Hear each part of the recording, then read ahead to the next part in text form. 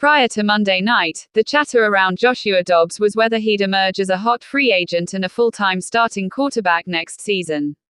After Monday's performance against the Chicago Bears, it's not certain that he'll start the next game for the Minnesota Vikings. Dobbs threw 4 interceptions in the 12-10 loss and would have thrown a fifth had Jalen Johnson not dropped a near-certain pick six before halftime. After the game, head coach Kevin O'Connell declined to commit to Dobbs as Minnesota's starting quarterback against the Las Vegas Raiders. The Vikings have a bye next week before facing Raiders in Week 14. O'Connell intends to spend part of that time evaluating Dobbs and Minnesota's other options at quarterback amid the season-ending Achilles injury to starter Kirk Cousins. The Vikings traded for Dobbs from the Arizona Cardinals at the trade deadline after Cousins' injury, and Dobbs exceeded expectations prior to Monday.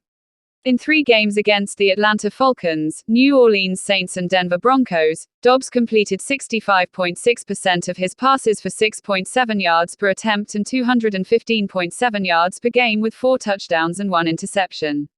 He added 131 yards and 3 more touchdowns on the ground. The Vikings beat the Saints and Falcons before last week's 21-20 loss to the Broncos. O'Connell praised Dobbs for his efforts in those games coming in cold to the offense from another team. "I think what Josh Dobbs has done coming in here on short notice and going 2-2 in a stretch where a lot of people might have thought Kirk Cousins and Justin Jefferson being out, the deck's stacked against us." Then came Monday. The Vikings were stagnant on offense. They tallied 78 yards and 3 points before halftime. They eventually scored a touchdown on a pass from Dobbs to T.J. Hockenson late in the fourth quarter. But given a chance to seize control of the game with a 10-9 lead and the ball near midfield after Justin Fields fumbled, the Vikings lost 5 yards while going 3 and out. They punted with 2:35 remaining and watched the Bears march for a game-winning field goal.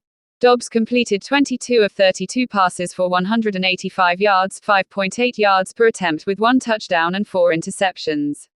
65 of those yards arrived on the single touchdown drive late in the fourth quarter. O'Connell told reporters that prior to that drive it started to get to the point where he was considering replacing Dobbs with Mullins in-game. Despite the injuries to Cousins and All-Pro wide receiver Justin Jefferson, the Vikings are 6-6 and would be in the playoffs if they started next week. The Vikings have something to play for, and Jefferson's expected back soon. O'Connell wants to make the best decision for the Vikings to win now. He's not clear if that decision is sticking with Dobbs or going with another option. "We're gonna evaluate what we've been able to do, things we need to get better at. We'll take a look at what that looks like. Hopefully we'll get Justin back. He was close tonight. We'll take a look at everything. We've got a lot of work to do during the bye.